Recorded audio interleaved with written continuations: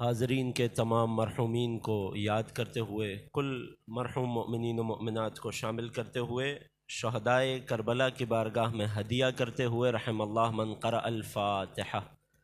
بسم اللہ الرحمن الرحیم، الحمد للہ رب العالمین، الرحمن الرحیم مالک یوم الدین، ایاک نعبد و ایاک نستعین، اہدنا الصراط المستقیم صراط الذین انعمت علیہم غیر المغضوب علیہم ولا الضالین۔ لا حول ولا قوة الا باللہ العلی العظیم۔ اعوذ باللہ السمیع العلیم من الشیطان اللعین الرجیم۔ بسم اللہ الرحمن الرحیم۔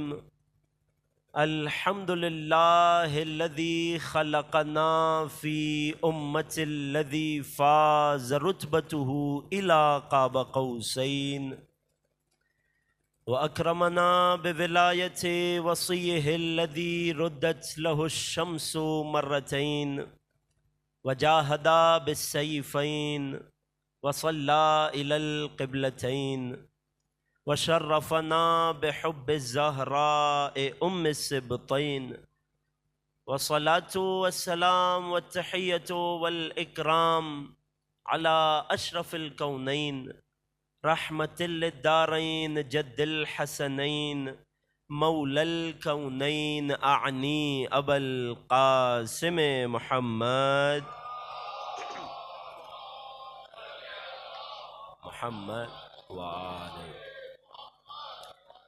وعلى أهل بيته الأطيبين الأطهرين، رحمة الله على محبيهم ولعنة الله على أعدائهم ومنكري فضائلهم وغاصبي حقوقهم أجمعين. أما بعد، فقد قال الله الحكيم في كتابه الكريم: بسم الله الرحمن الرحيم. ومن قتل مظلوما فقد جعلنا لوليه سلطانا فلا يسرف في القتل إنه كان منصورا.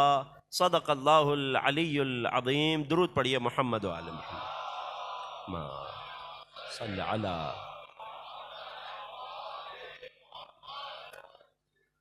ابتدائی کلام آپ تمام عزاداران سید الشہداء، تمام بزرگان، نوجوانان، آپ سب کی خدمت میں سلام علیکم ورحمۃ اللہ۔ پروردگار عالم کا بے پناہ شکر ہے، اس کا احسان ہے کہ پالنے والے نے ہمیں اس دنیا میں محمد و آل محمد کا ماننے والا بنایا۔ اس پروردگار کا جس قدر شکر ادا کیا جائے اس عظیم نعمت پر کہ پالنے والے نے ہمیں حسین کا عزادار بنایا۔ عزیزان گرامی، 5 روزہ یہ سلسلہ گفتگو جس کے لیے آپ کی خدمت میں حاضر ہونے کا شرف مل رہا ہے، دل یہ چاہا کہ مجلس حسین ہے اور پرسہ پیش کرنا ہے وقت کے امام کی خدمت میں، تو انشاءاللہ کہ ان 5 روزہ سلسلہ گفتگو کے لیے اپنا موضوع قرار دے رہا ہوں ثأر اللہ اور بقیت اللہ کو۔ آمادہ ہیں انشاءاللہ؟ بزرگان جانتے ہیں اور بزرگان نے اس کا اظہار بھی کر دیا۔ نوجوان دوستوں کے لیے تھوڑا سا اس موضوع کے نام کو سمجھا دوں، واضح کر دوں۔ ثأر اللہ ایک لقب ہے کہ جس کا معنی ہے وہ شخص، وہ انسان، وہ ہستی کہ جس کا خون بہا، جس کے قتل کا انتقام اور بدلہ اللہ کے ذمے ہو۔ یہ لقب میرے اور آپ کے مولا و آقا صاحب ازا حضرت ابی عبداللہ الحسین علیہ السلام۔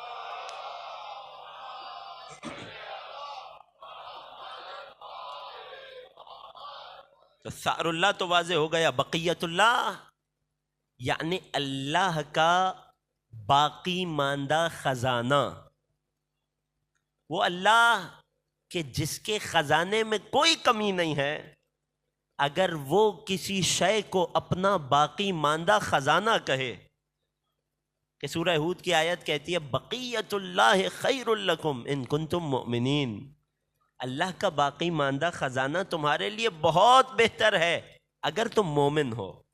بقیت اللہ یہ لقب ہے میرے اور آپ کے وقت کے امام وارث فرش ازا حضرت صاحب العصر والزمان عجل اللہ فرجہ الشریف کا۔ صلی علی۔ ان 5 دنوں میں یہ کوشش رہے گی کہ آپ کی خدمت میں وہ مناسبتیں، وہ مشابہات، وہ علاقات، وہ نکات کہ جن میں آ کر میرے تیسرے امام اور میرے اور آپ کے وقت کے امام ہمارے 12ویں امام جمع ہو جاتے ہیں، ان تمام کو تفصیل سے آپ کی خدمت میں پیش کیا جائے۔ اگر توجہات آمادہ ہیں تو میں بات کا آغاز ایک چھوٹی سی تمہید سے کرنے لگا ہوں، کیونکہ اگر عمارت کی بنیاد مضبوط نہ رکھی جائے تو بعد میں جب عمارت طویل ہو جاتی ہے تو مشکلات کا شکار ہوتی ہے، تزلزل آ جاتا ہے۔ لہٰذا یہ تمہید کہ جس سے میں بات کا آغاز کرنے لگا ہوں بہت ضروری ہے اس موضوع کی عمارت کو کھڑا کرنے کے لیے۔ اور یقین جانیے گا، اطمینان رکھ کے سنیے گا کہ یوں تو ہم تیسرے امام کا بھی بہت تذکرہ سنتے ہیں اور کرتے ہیں، اور خدا کا شکر ہے، اور جتنا کیا جائے اتنا کم ہے۔ یوں تو ہم 12ویں امام کا بھی بے پناہ ذکر کرتے ہیں، مگر جب تک تیسرے امام اور 12ویں امام کی ذوات مقدسہ کے درمیان کی ان مشابہتوں کو نہ سمجھا جائے، نہ تیسرے امام کی معرفت اپنے کمال تک پہنچ سکتی ہے، نہ میرے اور آپ کے 12ویں آقا کی معرفت اپنے کمال تک پہنچ سکتی ہے۔ اگر سماعتیں آمادہ ہیں تو میں بات کا آغاز کرنے لگا ہوں، مل کر ایک درود پڑھ دیجیے۔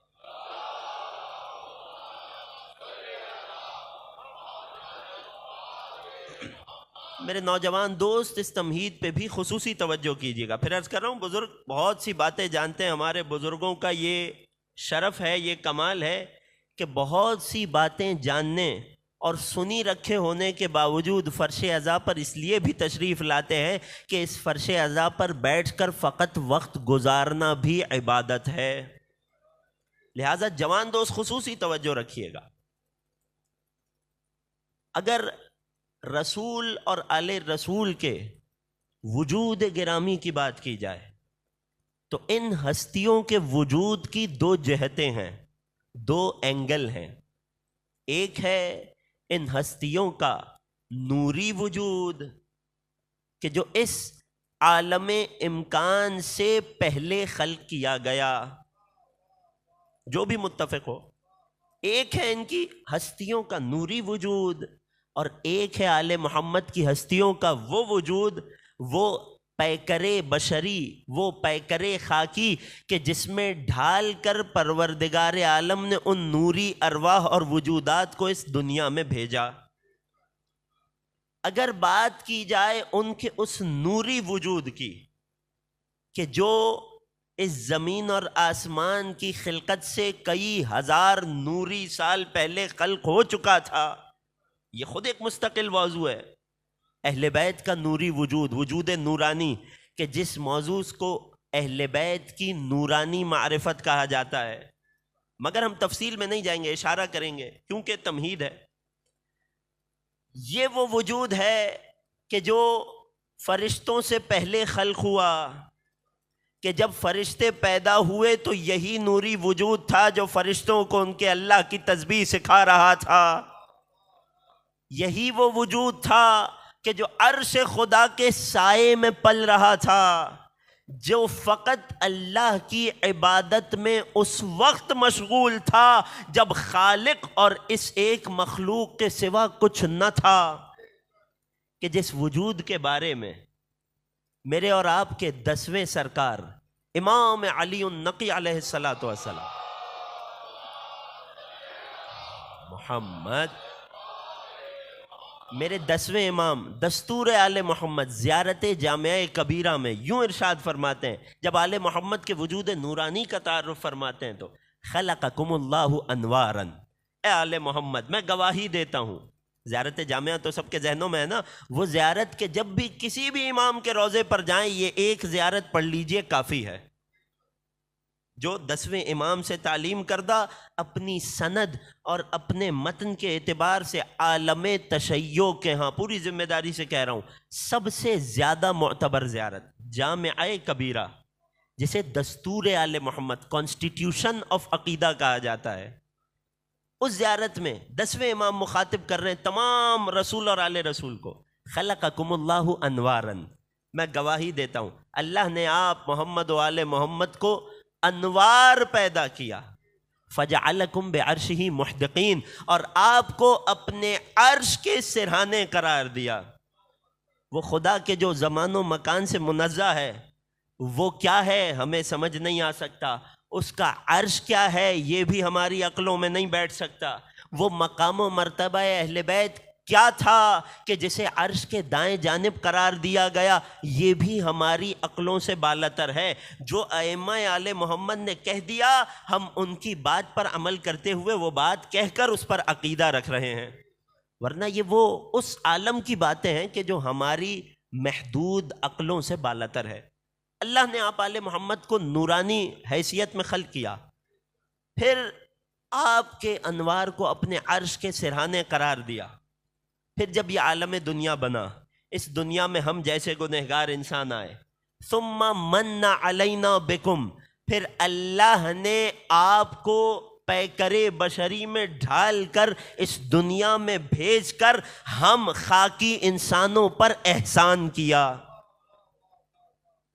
پھر فرمایا وجعل صلاتنا علیکم، آپ کی ولایت کو ہم پر فرض کیا اور ہمارے آپ پر درود پڑھنے کو طیبا لخلقنا وطہارتا لانفسنا وکفارتا لذنوبنا، ہمارے آپ کا دم بھرنے کو، آپ پر درود پڑھنے کو، آپ کی ولایت پر اعتقاد رکھنے کو ہماری خلقت اور پیدائش کی پاکیزگی کا سبب قرار دیا، ہمارے درجات کی بلندی کا باعث قرار دیا اور ہمارے گناہوں کے بخشے جانے کا سبب قرار دیا۔ اس پورے جملے سے یہ بات سمجھ آ گئی کہ آل محمد کا، رسول اور آل رسول کا ایک وجود ہے، وجود نورانی۔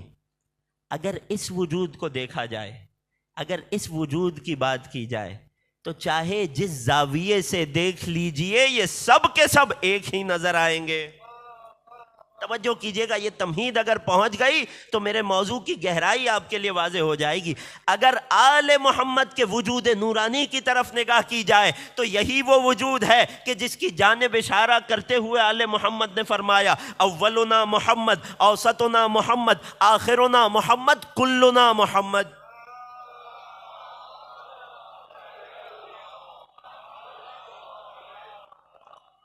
اگر ان کے وجود کے اس نورانی زاویے کو دیکھا جائے، یعنی نور میں یہ سب ایک نور ہیں، یہ سب ہر جہت سے یکساں ہیں، توجہ کر رہے ہیں، یہ سب ایک جیسے ہیں اپنی ذات کے کمال میں بھی، اپنی صفات کے کمال میں بھی، مگر جب یہ ہستیاں، یہ نوری ہستیاں پیکرے بشری میں ڈھال کر ہم انسانوں کی ہدایت کے لیے اس دنیا میں بھیجی گئیں تو اب ہر زمانے میں ہر امام کا ایک الگ کردار یا ان کے وجود مقدس سے ظاہر ہوتی ہوئی کوئی الگ صفت دکھائی دی،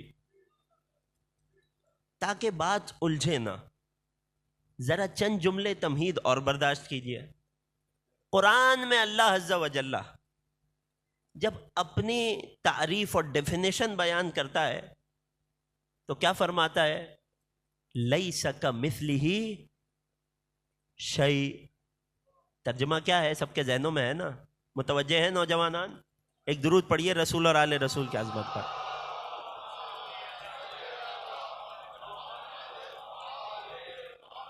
جب اللہ اپنی وصف بیان کرتا ہے تو فرماتا ہے لیس کمثلہ شیء، اس کے جیسی کوئی چیز ہو ہی نہیں سکتی۔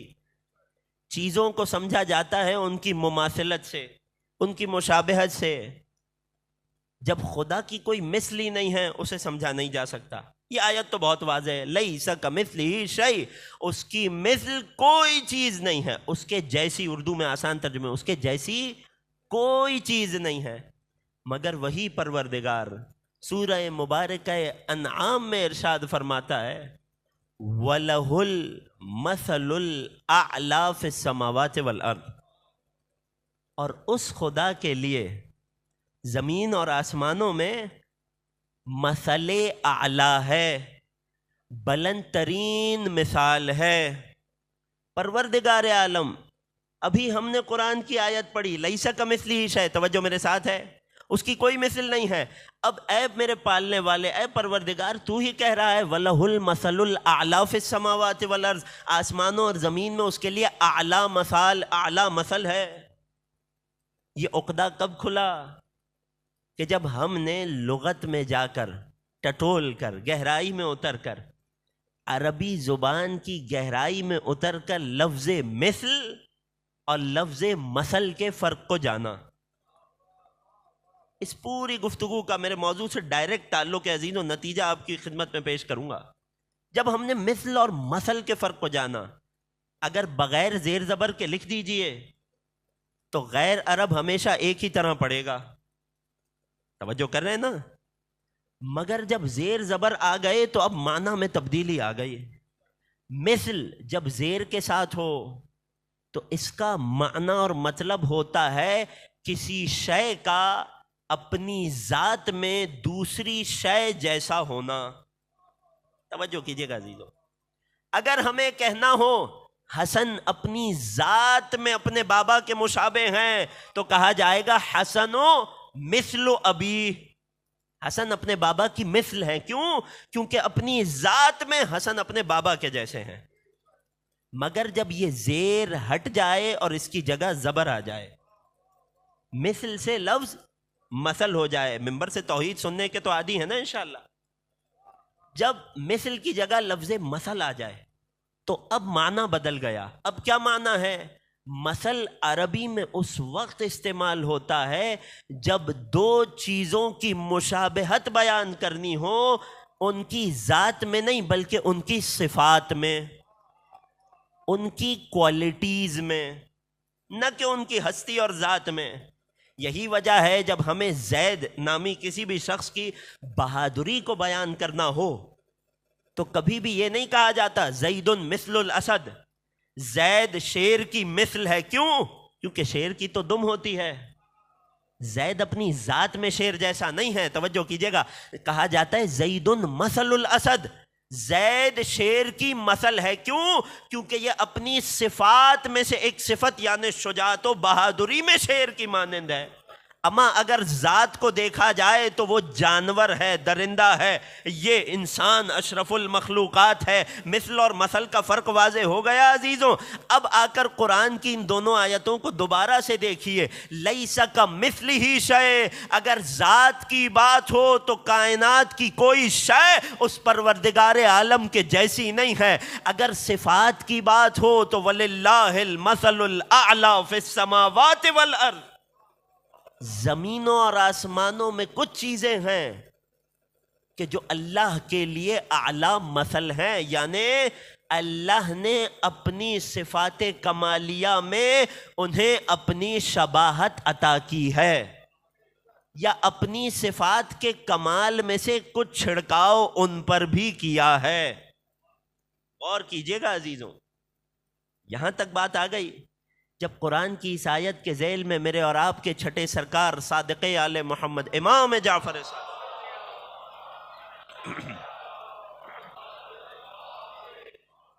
جب میرے اور آپ کے چھٹے امام سے پوچھا گیا مولا وَلِلَّهِ الْمَثَلُ الْأَعْلَىٰ فِي السَّمَاوَاتِ وَالْأَرْضِ، اللہ کے لیے بلند ترین مثل ہے، اعلیٰ نکلا ہے علی سے، علی یعنی بلند، اللہ کے لیے بلند مثل ہے زمین اور آسمان میں۔ مولا کیا مراد ہے؟ وہ کون سی شے ہو سکتی ہے جو صفات میں اللہ کا مثل بن جائے؟ فرمایا نحن المثل العلیٰ فی السماوات والارض، زمین و آسمان میں جو ہستیاں اللہ کی صفات کی اعلیٰ ترین مثالیں ہیں وہ ہم محمد و آل محمد ہیں۔ صلی علی محمد۔ اگر خدا کی اعلیٰ صفات کی بات کی جائے تو میرا آپ سے سوال ہے، کہ خدا میں کون سی کمال کی صفت پائی جاتی ہے؟ کوئی بھی جواب دے سکتا ہے؟ خدا میں کون سی کمال کی صفت پائی جاتی ہے؟ جواب یہ ہوگا جناب کون سی صفات کمال ہے جو اللہ میں نہیں پائی جاتی؟ توجہ کیجئے گا خدا را، تھوڑی سی تمہید ہے انشاءاللہ کہ ہم موضوع سے بہت جلد جڑ جائیں گے، اور جب جڑیں گے تب واضح ہوگا کہ اس تمہید کا موضوع سے کیا تعلق ہے۔ اگر اللہ کی صفات کمال کا پوچھا جائے تو کائنات میں بشریت کے تصور میں کوئی بھی صفت کمال تصور ہوگی وہ ذات پروردگار میں بدرجہ کامل ہوگی، اور یہ بدرجہ کامل کہنا بھی بات کو محدود کر دیتا ہے عزیزوں۔ یہ ذیک تعبیر ہے، یہ لفظوں کی قید ہے، وگرنہ خدا کے کمال اور اس کی صفات کا حقیقی بیان ممکن ہی نہیں ہے۔ وہ پروردگار کے جس میں ہر صفت کمال جمع ہے، اصلاً خود لفظ اسم جلالہ اللہ، اگر آپ علماء توحید سے، علماء عقیدہ سے اللہ کے نام رحمان کا معنی پوچھئے تو کیا معنی ہوگا؟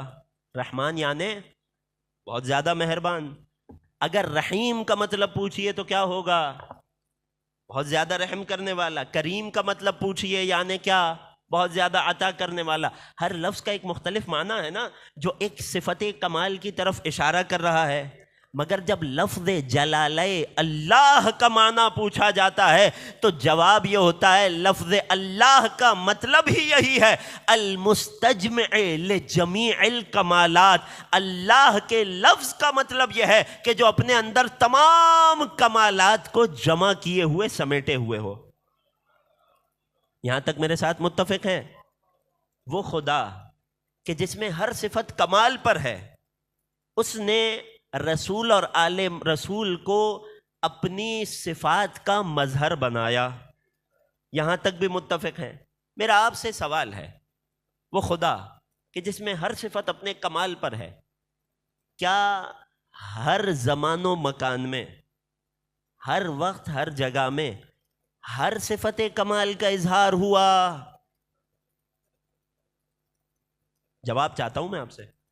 کیا ہر زمانے، ہر مکان، ہر جگہ، ہر وقت میں خدا نے اپنی ہر صفت کمال کا ایک ساتھ اظہار کیا؟ نہیں، ایسا تو نہ ہوا۔ میرے ایک بزرگ نے جواب فرمایا، موقع اور محل کی مناسبت سے اللہ کی صفات کمال ظاہر ہوتی رہیں۔ توجہ کیجئے گا، دعائے افتتاح کہ جو ماہ رمضان میں تلاوت کرتے ہیں، اور اتفاقاً وہ دعا تعلق رکھتی ہے میرے اور آپ کے وقت کے امام سے، خدا ہمیں توفیق دے، پڑھتے رہا کریں۔ اس دعائے افتتاح میں ابتدائی جملے ہیں، وَأَيْقَنْتُ، اے خدا مجھے یقین ہے، میں عقیدہ رکھتا ہوں، أَنَّكَ أَرْحَمُ الراحمین، اے خدا تو سب سے زیادہ رحم کرنے والا ہے۔ کیا ہر جگہ؟ فی موضع العفو والرحمہ، جہاں معاف کرنے اور رحمت دکھانے کا مقام ہو۔ توجہ کیجئے گا، وَأَشَدُّ الْمُعَاقِبِينَ، اے خدا تو سب سے زیادہ سخت سزا دینے والا ہے۔ کیا ہر کسی کو؟ نہیں، فی موضع النکال والنقمہ، جب بدلہ لینے اور انتقام لینے کا موقع ہو۔ وہ خدا کہ جو تمام صفات کمال کا مجموعہ ہے، اس کی سنت یہ ہے، اس کا طریقہ کار یہ ہے، اس کے عدل اور اس کی حکمت کا تقاضا یہ ہے کہ جہاں جیسی ضرورت ہوتی ہے وہاں ویسی صفت کا اظہار کرتا ہے۔ اس پروردگار نے جب مخلوقات میں بعض کو، یعنی محمد و آل محمد کو، اپنی صفات کمال کا بہترین مظہر بنا کر اس دنیا میں بھیجا، تو یوں تو آل محمد کو بھی پروردگار نے جو ممکن مخلوق کے ذہن میں صفت کمال آ سکتی ہے وہ سب کی سب عطا کر کے بھیجا، اور ان سب کو ہی عطا کر کے بھیجا، مگر کمال ان کا بھی یہ تھا کہ جہاں جیسی ضرورت تھی وہاں اس کبریائی صفت کا اظہار ہوا۔ متفق ہیں؟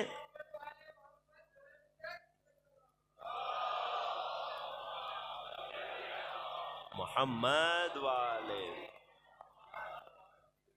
یہاں تک بات پہنچ گئی عزیزوں۔ ہر دور میں اگر آپ امام علی کے ظاہری دور حکومت کو دیکھیے، تو وہاں عدل امیر المومنین چھلکتا ہوا نظر آتا ہے، وہ خدائے عادل کی صفت کا مظہر بنے نظر آئے۔ اگر اب مولا حسن مجتبیٰ کے دور حیات پر آئیں تو خدائے کریم کی کریمی کا مظہر بنے نظر آئے۔ کیا والعیاذ باللہ حسن کے پاس عدالت میں علی کے مقابلے میں کچھ کمی تھی؟ والعیاذ باللہ نہیں، ایسا ہرگز نہیں ہے۔ وہ زمان و مکان کا تقاضا تھا کہ یہاں اس خدائی صفت کا اظہار ہو، توجہ کیجیے گا، اور حسن کے زمانے میں یہ تقاضا تھا کہ یہاں خدا کی کریمی کا اظہار کیا جائے۔ مگر جب بات آقا حسین کے زمانے تک آئی تو اب خدا کے وقار اور کبریائی کے اظہار کا موقع تھا۔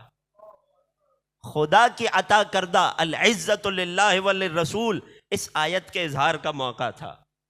جب چوتھے امام تک بات آئی تو اللہ کی رقت، معبود کی نرمی کے اظہار کا موقع تھا۔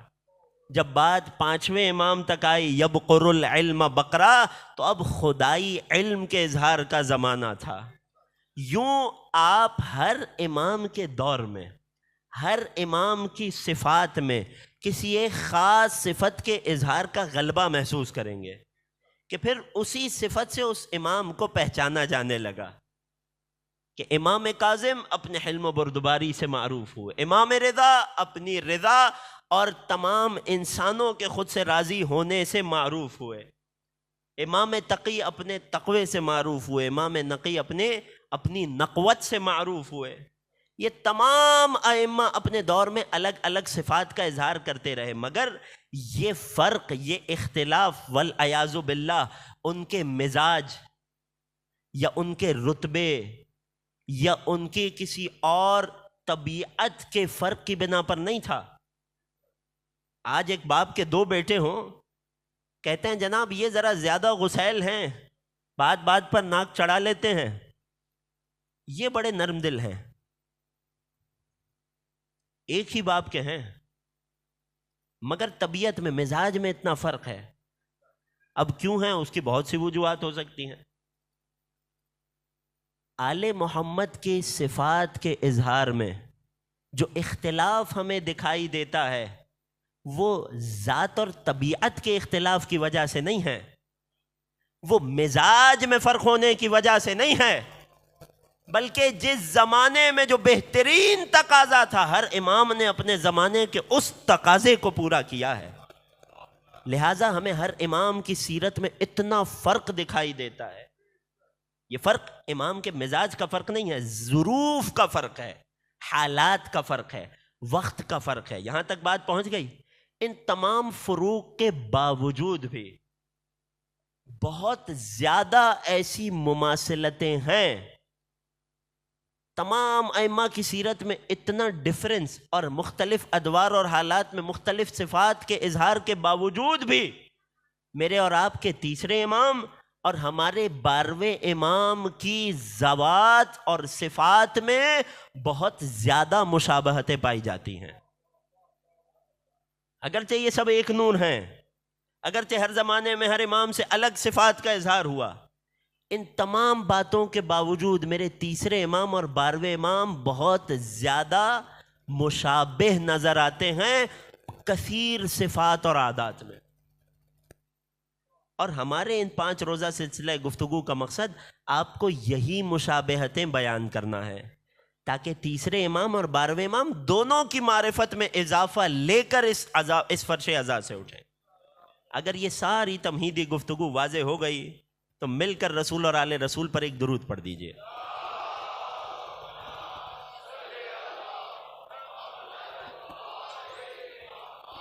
اب آئیے بغیر کسی اور تاخیر کے باقاعدہ اپنے موضوع میں داخل ہو جاتے ہیں۔ خود امام حسین اور امام زمان میں سب سے پہلی اور سب سے بڑی مناسبت اور مشابہت یہ ہے کہ جب میرے مولا و آقا امام حسین کربلا کے راستے میں تھے اور کسی نے آ کر سوال کیا انت مہدی آل محمد، امام حسین سے سوال ہو رہا ہے کیا آپ مہدی آل محمد ہیں کہ جن کا وعدہ، جن کی تشریف آوری کا وعدہ آپ کے نانا رسول نے کیا تھا؟ امام حسین نے جواب دیا، نحن 12 مہدین، ہم 12 کے 12 مہدی ہیں۔ امام نے بھی اسی تمہید کو ملحوظ خاطر رکھا، بلکہ امام نے رکھا ان کے کلام سے مستنیر ہو کر، روشنی لے کر میں نے یہ تمہید قرار دی۔ پہلے امام نے یہ باور کرا دیا، دیکھو اگر ذات میں فرق سمجھ رہے ہو تو ایسا نہیں ہے، ہم 12 کے 12 مہدی ہیں، ہم 12 کے 12 محمد بھی ہیں، 12 کے 12 علی بھی ہیں، 12 کے 12 ہی حسین ہیں، اور ہم سب کے سبھی مہدی ہیں۔ اگر ذات کی طرف نگاہ کیے ہوئے ہو، مہدی کسے کہتے ہیں؟ مہدی جسے اللہ کی جانب سے ہدایت عطا کر کے بھیجا گیا ہو، جسے مخلوق کی رہنمائی کے لیے بھیجا گیا ہو، سب کے سب امام ہی مہدی ہیں۔ فرمایا وَلَكِنَّ الْقَائِمُ مِنَّا، لیکن ہمارے جو قائم ہیں، تمام امام عمومی معنی میں مہدی بھی ہیں، قائم بھی ہیں، مگر جب ہمارے وقت کے امام کو مہدی کہا جاتا ہے اور قائم کہا جاتا ہے تو یہ خصوصی معنی میں ہوتا ہے۔ وقت ہوا تو آگے جا کر انشاءاللہ بیان ہوگا۔ فرمایا ہم سب کے سب مہدی ہیں، لیکن جن قائم کے بارے میں تم سوال کر رہے ہو، فرماتے ہیں هو التاسع من ولدی، وہ میری نسل میں آنے والے میرے 9 فرزند ہوں گے۔ جس قائم کا تم نے سوال کیا وہ میرے 9 بیٹے ہیں۔ یہ سب سے پہلی مناسبت اور سب سے پہلا ربط ہے، اور بہت اہم ربط ہے، یقین جانیے میں اس کی کچھ تفصیل آپ کی خدمت میں پیش کروں گا کہ مہدی امام حسین کی نسل میں ان کے 9 فرزند ہیں، مہدی نسل حسین میں سے ہیں۔ یہ پہلا تعلق ہے وقت کے امام اور سید الشہداء میں۔ بات ایک منزل اور آگے بڑھاتے ہیں۔ یہ جو امام حسین نے فرمایا میرے 9 بیٹے ہوں گے، یقین جانیے یہ اتنا بڑا جملہ ہے، اگر اس پر یقین آ جائے کسی کو، اگر اس کی حقانیت کسی کے لیے واضح ہو جائے، پھر اس کے لیے 12 اماموں کی امامت بھی واضح ہو جائے گی۔ توجہ کیجئے گا، پھر اس کے لیے 12ویں کی ولادت بھی ثابت ہو جائے گی، اور عقیدہ غیبت بھی اس تک پہنچ جائے گا جس تک فقط یہ بات پہنچ جائے کہ مہدی حسین کے 9 فرزند ہیں۔ تمام عالم اسلام، ہم اور برادران اس بات پر متفق ہیں کہ کائنات کے رسول حضرت محمد مصطفیٰ صلی اللہ علیہ وسلم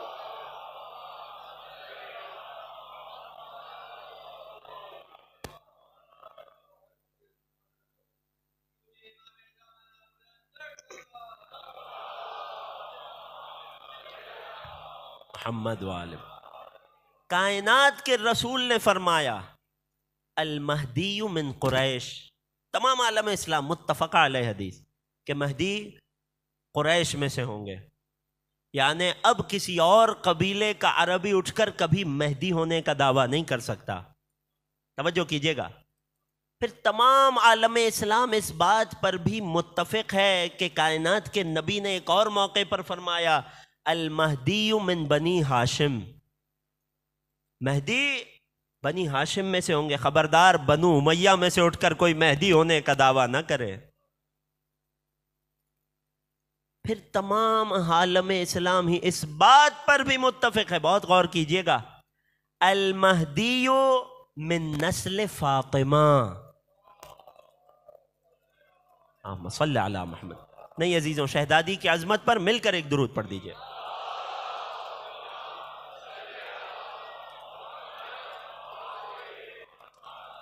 تمام عالم اسلام ان تینوں باتوں پر متفق ہے، مہدی قریش میں سے ہوں گے، مہدی بنی ہاشم میں سے ہیں، مہدی نسل فاطمہ میں ہیں۔ اب یہاں سے آگے اختلاف آتا ہے کہ جب آل محمد کے چاہنے والوں کا یہ عقیدہ ہے کہ مہدی ولد حسین میں سے ہیں، مہدی امام حسین کی نسل میں سے ہیں، اور بالتحدید ان کے 9 فرزند ہیں، جبکہ برادران کے ہاں وہ جو مشہور حدیث ہے المہدی منی، جب رسول نے فرمایا مہدی مجھ سے ہیں، اسمہ اسمی، ان کا نام میرے نام پر ہے، وَكُنْيَتُهُ کنیتی، ان کی کنیت میری کنیت کی مشابہ ابو القاسم ہے۔ یہاں پر حدیث صحیح ٹھہر گئی، بعد میں آنے والوں نے اس حدیث میں ایک جملے کا اضافہ کر دیا، توجہ ہے، اور وہ اضافہ وجہ بنا اس اختلاف کا کہ جو آج پایا جاتا ہے ہمارے مطابق مہدی نسل فاطمہ میں آل حسین میں سے ہیں، جبکہ غیروں نے کچھ اور اختیار کیا۔ جانتے ہیں کس جملے کا اضافہ کیا گیا، کس دور میں کیا گیا یہ بھی بتاؤں گا، اور کس ہدف کے ساتھ کیا گیا یہ بھی بتاؤں گا۔ توجہ میرے ساتھ ہے؟ مہدی، ان کا نام میرے نام پر، ان کی کنیت میری کنیت پر، کتنی آسان بات ہے، نام نبی کے نام پر، کنیت ابو القاسم رسول کی کنیت پر۔ بعد میں آنے والوں نے ایک جملے کا اضافہ کیا جو صحیح اور مستند احادیث میں نہیں پایا جاتا۔ وہ کیا اضافہ تھا؟ واسم ابی ہی کاسم ابی، رسول سے منسوب کیا کہ مہدی کے بابا کا نام بھی میرے بابا کے نام پر ہوگا، یعنی عبداللہ۔ یہ اضافہ کب کیا گیا اور کیوں کیا گیا؟ جب بنو امیہ کا تختہ الٹنے کی باری آئی اور بنو عباس اس تخت کے نئے امیدوار بن کر امت مسلمہ کے سامنے آئے، بنو عباس میں اتنی طاقت نہ تھی، ان کے لیے یہ ممکن نہ تھا کہ تنہا بنی مروان کی مضبوط ترین سلطنت کو حاصل کر پائیں۔ تو بنو عباس نے کیا کیا؟ بنی فاطمہ سے مدد مانگی، آل علی سے، سادات عظام سے مدد مانگی۔ سادات عظام دو قسموں کے تھے اس وقت، ایک آل حسن تھے، ایک آل امام حسین تھے۔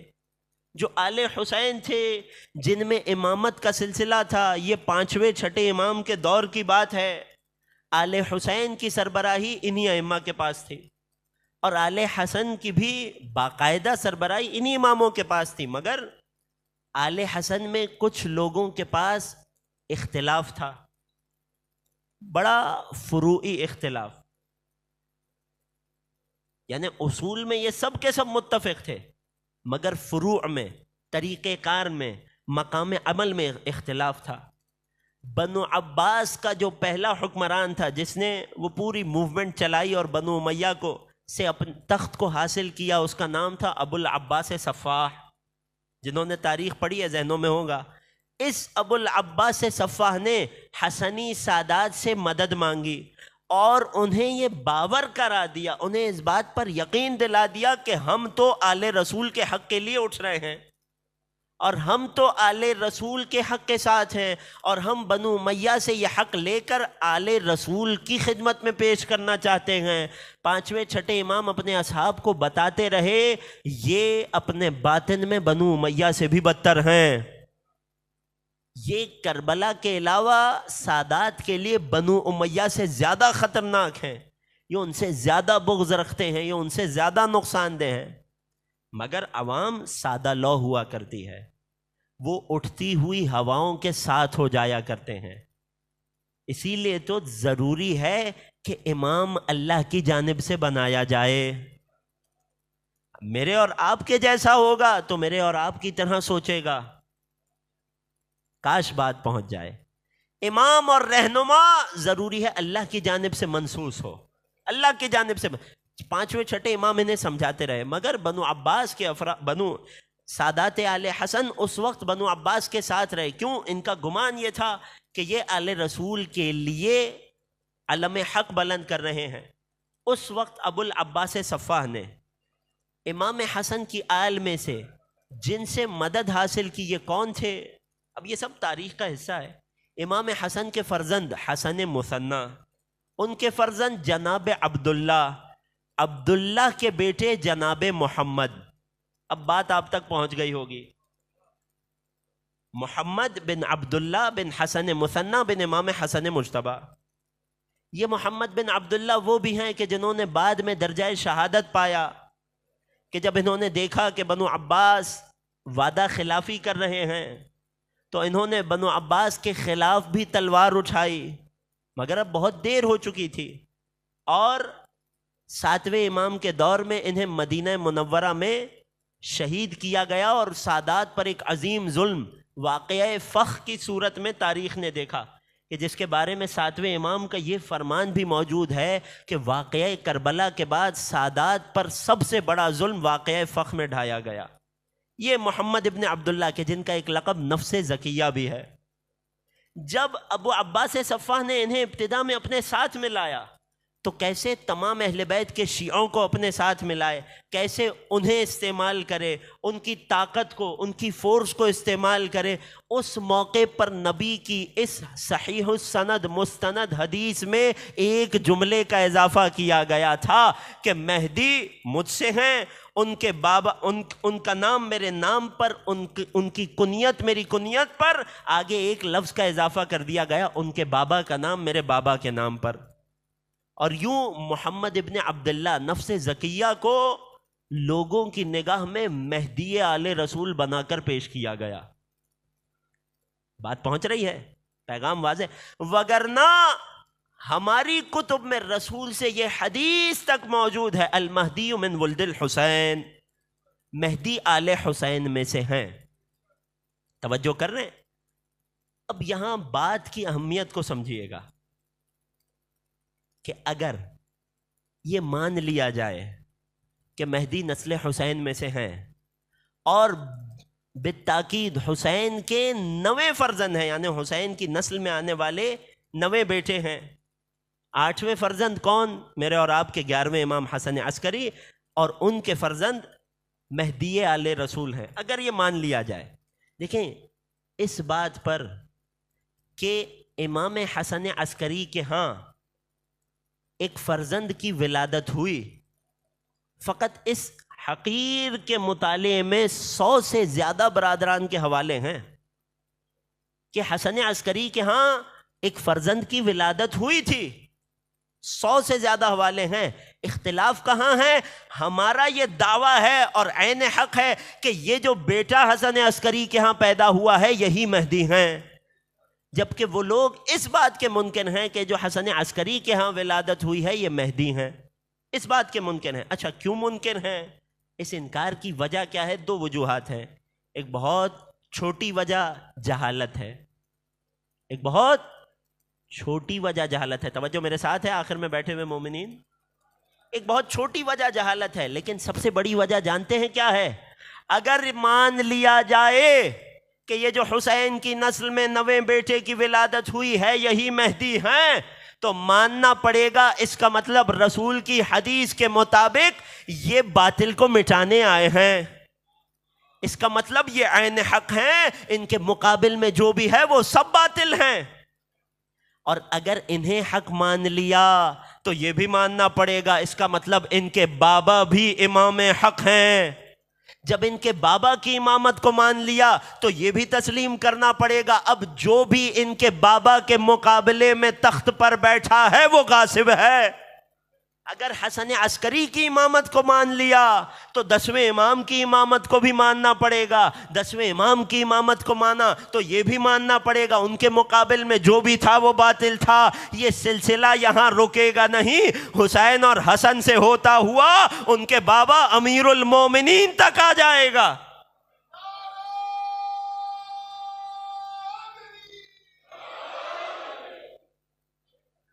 ایک درود پڑھیے رسول اور آل رسول کے عظمت۔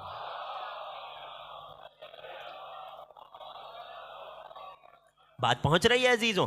اگر یہ مان لیا کہ ان کے 12ویں برحق ہیں تو یہ حقانیت 12ویں تک نہ رکے گی، پہلے کی حقانیت کو بھی ماننا پڑے گا، اور جب پہلے کو برحق مان لیا تو ان کے مقابل میں آنے والے ہر ایک کو غاصب تسلیم کرنا پڑے گا۔ یوں لوگوں نے اس تاریخی حقیقت کو تو مان لیا کہ حسن عسکری کے ہاں بیٹے کی ولادت ہوئی، مگر یہ ماننے سے انکاری ہو گئے کہ حسن عسکری کے ہاں جو بیٹے کی ولادت ہوئی وہی مہدی ہیں، اور حسین کے 9 فرزند تو ہیں۔ بہانہ کیا بنایا کہ جناب اگر حسن عسکری کے ہاں پیدا ہونے والے فرزند ہی مہدی ہوتے تو یہ ماننا پڑے گا کہ جب تک زمین پر عدل و انصاف قائم نہیں ہوا تب تک وہ حیات ہیں۔ توجہ کر رہے ہیں عزیزوں؟ معرفت امام زمانہ پر بات ہو رہی ہے۔ یہ ماننا پڑے گا کہ جب تک عدل و انصاف قائم نہیں ہوا وہ حیات ہیں۔ جناب اتنی طولانی عمر سمجھ نہیں آتی۔ انگریزی کا ایک محاورہ ہے جس کا مفہوم یہ ہے، جن کے اپنے گھر شیشے کے ہوں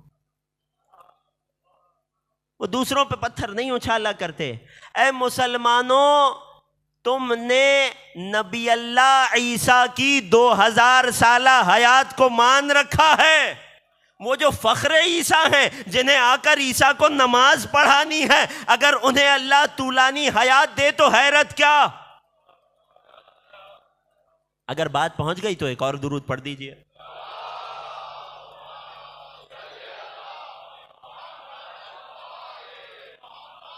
تو حضرت حسین میں یعنی سلطان کربلا میں اور منتقم کربلا میں سب سے پہلا اور سب سے گہرا تعلق یہ ہے کہ اللہ نے حضرت حجت کو، مہدی زمان کو نسل امام حسین میں رکھا ہے اور انہیں منتقم کربلا بھی قرار دیا۔ یہ دوسرا ربط ہے، اس پر کل تفصیل سے بات ہوگی۔ آج ایک سوال چھوڑے جا رہا ہوں۔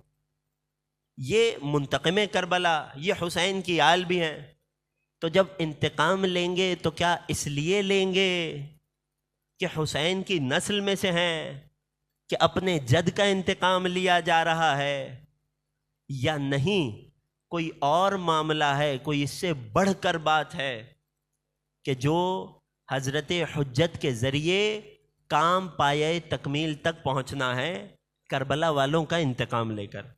یہاں آج اس سوال کو چھوڑے جا رہا ہوں، کل کی گفتگو تفصیل سے اسی ربط، اسی تعلق کہ وہ سلطان کربلا تو یہ منتقم کربلا، کل اس ربط پر تفصیل سے بات ہوگی۔ اور امام زمانہ اپنے جد حسین کے قتل کا بدلہ کیوں لیں گے؟ کیا فقط یہ وجہ ہے کہ یہ ان کے جد ہیں، یہ ان کے پوتے ہیں؟ اور دوسرا سوال، امام زمانہ جب ظہور فرمائیں گے، خدا ان کے ظہور میں تعجیل فرمائے، تو قاتلین حسین میں سے قتل حسین کا انتقام کس سے لیں گے؟ قاتلین حسین کو تو واصل جہنم ہوئے صدیاں گزر گئیں، تو جب یہ منتقم کربلا تشریف لائیں گے تو قتل حسین کا انتقام کس سے لیں گے، کیسے لیں گے اور کیوں لیں گے؟ کل کی گفتگو انشاءاللہ اسی تفصیل پر پیش ہوگی۔ آج 11ویں محرم کا دن گزرا۔ اگر ہم اپنے طور طریقوں کی بات کریں تو آج کا جوان روز عاشور شام غریبہ کی مجلس میں رو کر آتا ہے، گھر آتا ہے، یقیناً گھر میں چراغاں نہیں کیا جاتا، اندھیرے میں وقت گزارتے ہیں، مگر جب 11ویں محرم کی صبح ہوتی ہے تو ہماری زندگی ایک حد تک اپنے معمول پر آ جاتی ہے۔ ذرا یاد کیجئے اس 11ویں محرم کو کہ جو 61 ہجری میں کربلا میں عاشور کے بعد آئی تھی۔ چند جملے آج کی شب کی مناسبت سے، آج کے دن کی مناسبت سے، کہ جب 11ویں محرم کا سورج طلوع ہوا تو ایسا نہیں تھا کہ اب کربلا والے بھی راحت میں آ جائیں۔ ایک نیا امتحان شروع ہوا، ایک نئی آزمائش شروع ہوئی۔ وہ رات کہ جو علی کی بڑی بیٹی نے جلتے خیموں کے باہر پہرا دیتے ہوئے گزاری، اس کی صبح کا آغاز ایسے ہوا کہ فوج اشقیاء دوبارہ مقتل کی طرف پلٹی اور اعلان ہوا کہ حاکم کے حکم پر اب آل حسین کو قیدی بنایا جائے گا۔ اللہ اکبر! علی کی بیٹیوں کو رسن بستہ کیا جائے گا۔ اب رسیاں منگوائی گئیں، ایک ایک ہستی کو، ایک ایک شہزادی کو، ایک ایک بیوی کو بے کجاوا اونٹ پر سوار کیا گیا۔ اجرکم علی اللہ، جسے رونا نہ آئے سر کو ضرور جھکا لینا۔ چھٹے امام کی ان دعاؤں کو یاد رکھنا۔ حالت سجدہ میں آنسو بہاتے تھے، دعا کرتے تھے، ارحم تلک الصرخۃ التی کانت لنا، اے خدا تو ان چیخوں پر رحم فرما، ان آوازوں پر رحم فرما جو ہمارے غم میں بلند ہوتی ہیں۔ خدا کوئی غم نہ دے سوائے غم حسین کے۔ ایک ایک بی بی کو، وہ بیبیاں کہ جب مدینے سے چلی تھی تو جاہو حشم یہ تھا کہ کبھی علی اکبر آگے بڑھ کر ام لیلہ کو سوار کرتے، کبھی قاسم آگے بڑھ کر شہزادی ام فروا کو سوار کرتے، اور مدینے والوں نے تو ایک منظر وہ بھی دیکھا تھا نا کہ اب کوئی ایسی معظمہ اپنی سواری کی طرف آ رہی تھی کہ ادھر سے عباس چلے، ادھر سے علی اکبر آگے بڑھے، ادھر سے اون و محمد آگے بڑھے، خود حسین اپنی مسند سے اٹھ گئے۔ جب پوچھا تو پتا چلا یہ علی کی بڑی بیٹی زینب علیہ ہے۔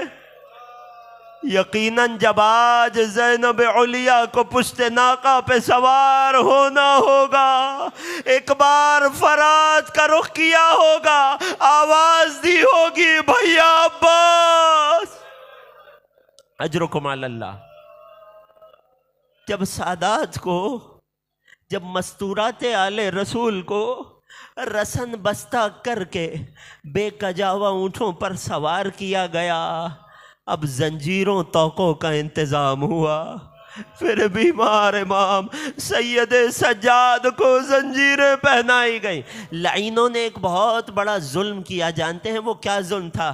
جب قیدی سفر کے لیے آمادہ ہو گئے، انہیں کربلا سے کوفہ کی سمت لے جانا ہے، لعینوں نے جان کر اس جگہ سے، اس زمین پر سے قافلے کو گزارا کہ جہاں کربلا کے شہیدوں کے بے غور و کفن لاشیں تھے۔ ہر بی بی اپنے پیارے کے لاشے کو دیکھ کر رو رہی تھی، ہر بی بی حسرت سے نگاہ کر رہی تھی۔ اس موقع پر خود شہزادی زینب علیہ روایت کرتی ہیں، اچانک میری نگاہ میرے جوان بھتیجے وارث امامت سید سجاد پر پڑی۔ جانتے ہیں سید سجاد کی کیفیت کیا تھی؟ فرماتی ہیں سید سجاد کی نگاہ اپنے بابا کے بے گور و کفن لاشے پر تھی، ٹک ٹکی باندھے اپنے بابا کے لاشے کو دیکھ رہے تھے۔ شہزادی زینب بیان کرتی ہیں، آخری جملے زحمت تمام، شہزادی زینب بیان کرتی ہیں، وَقَادَتْ نَفَسُهُ أَن تَخْرُجْ، ارے قریب تھا کہ اپنے بوڑھے بابا کے بے گور و کفن لاشے کو دیکھ کر سید سجاد کی روح پرواز کر جاتی۔ اس موقع پر بھی علی کی بڑی بیٹی محافظہ امامت بن گئی۔ ارے شہزادی اپنے آپ کو، ارے کیسے سید سجاد کو بچائیں، کیسے دھیان حسین کے بے گور و کفن لاشے سے ہٹائیں۔ شہزادی فرماتی ہیں، جب مجھے کچھ سجائی نہ دیا، میں نے اپنے آپ کو اونٹ کی پشت سے زمین کربلا پر گرا دیا۔ بھتیجا سید سجاد اچانک میری جانب متوجہ ہو گیا، یوں امامت کی جان بچ گئی۔ میں نے پڑھ دیا، آپ نے سن لیا۔ عزیزوں ذرا تصور کرنا، جس بی بی کے ہاتھ پسے گردن بنے ہو، جب پشت ناقہ سے زمین۔